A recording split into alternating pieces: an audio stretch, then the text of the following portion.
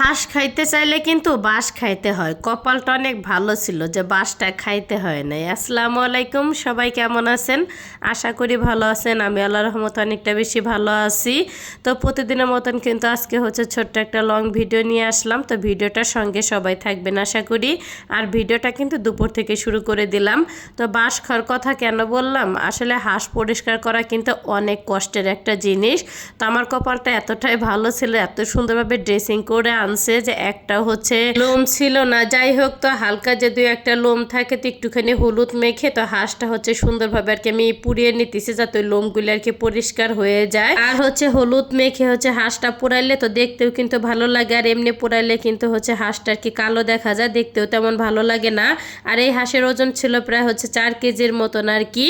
আর হচ্ছে হাঁসের মাংসটা আর কি অর্ধেক রান্না করবো, আর বাকি অর্ধেকটা হচ্ছে আর কি তুলে রাখবো। আর এই তো হাঁসটা কিন্তু সুন্দরভাবে আর কি পরিষ্কার হয়ে গেছে। তো হাত দিয়ে একটুখানি হচ্ছে ময়লাটা আর কি নেড়ে চেড়ে পরিষ্কার করে নিতেছিলাম। আর এই তো মাংসটা কিন্তু সুন্দরভাবে আর কি আমি ধুয়ে নেব। তা হাঁসটা হচ্ছে রাতে আনছে, আনার পরে হচ্ছে ছেলে আর কি ফ্রিজে ঢুকাইছে। তো আমি একটু সকাল সকাল আর কি বের করে নিচ্ছি, যেহেতু হাঁসের সাথে অনেকটা পরিমাণে লোম থাকে, পরিষ্কার করতে অনেকটা সময় লাগবে। যাই হোক, তো হাঁসের সাথে তেমন লোম ছিল না, তাড়াতাড়ি পরিষ্কার করতে পারছি। হচ্ছে আসে যেহেতু অনেক রাতে, তো চাইলেও দেখা যাইতেছে হচ্ছে হাঁস আর কি আনতে পারে না। তো যেদিন আর কি হাঁসটা আনছে ওদিন হচ্ছে তাড়াতাড়ি আর কি আসছে। তো দেখা যাইতেছে আসার পরে আর কি বলতেছে আজকে তাড়াতাড়ি আসছে দেখে এত সুন্দর একটা হাঁস পাইছি। যাই হোক, তো হাঁসের মাংস রান্নার ক্ষেত্রে কিন্তু আমি একটু হচ্ছে শুকনো মরিচটা বেটেই রান্না করার চেষ্টা করি। আমার কাছে মনে হয় যে গুঁড়া আর কি মরিচের গুঁড়া দিয়ে হচ্ছে হাঁসের মাংস আমার কাছে তেমন ভালো লাগে না। যাই হোক, এদিকে কিন্তু হচ্ছে তেলটা গরম হয়ে গেলে কিছুটা জিরা ফোড়ন দিয়ে আর হচ্ছে পরিমাণ মতন পেঁয়াজ দিয়ে তো নেড়ে চেড়ে ঢাকনা দিয়ে ঢেকে তো 4 থেকে 5 মিনিটের মতন হচ্ছে আমি রান্না করে নিছি। তো পেঁয়াজটা হালকা একটু নরম হয়ে আসলেই তো বাকি হচ্ছে মশলাগুলো এক এক করে দিয়ে দেবো। তো অনেকেই হচ্ছে বলে যে আমি নাকি মশলা বেশি খাই।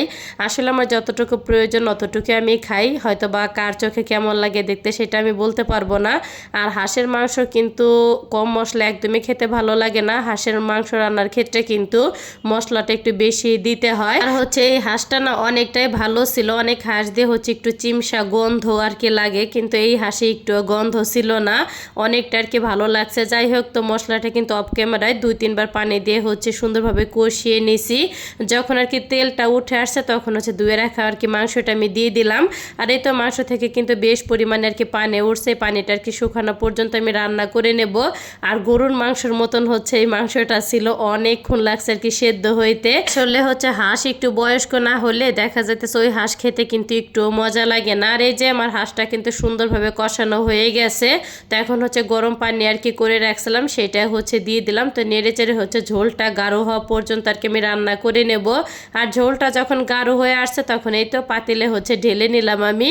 আসলে ফ্রাই প্যানে হচ্ছে তাড়াতাড়ি আর কি সেদ্ধ হয়, এর জন্য হচ্ছে ফ্রাই প্যানে আর কি ফার্স্টে দেওয়া। যখন সুন্দরভাবে রান্না করা হয়ে যায় তখন হচ্ছে পাতিলে আর কি আমি ঢেলে নেই। যাই হোক, তো লাস্টের দিকে একটুখানি আর কি জিরার গুঁড়া দিয়ে তো নেড়ে চেড়ে কিন্তু হচ্ছে নামিয়ে নেব।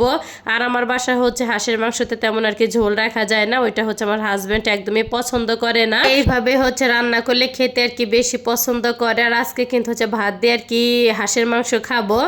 যাই হোক, আর এই তো মাংস রান্নাটা কিন্তু আমার হয়ে গেছে। আর কালারটাও মাশাআল্লাহ দিলে অনেক অনেক বেশি সুন্দর আসছে, আর খেতে কি বলবো অসাধারণ আর কি হয়েছে। তো সব মিলাই কেমন লাগলো আজকের ভিডিওটা সবার কাছে অবশ্যই কিন্তু কমেন্ট করে জানাবেন। আর আমার জন্য সবাই দোয়া করবেন, আমার কিন্তু অনেক ঠান্ডা লাগছে এবং জ্বর আসছে, তো আমি যেন তাড়াতাড়ি সুস্থ হয়ে যাই।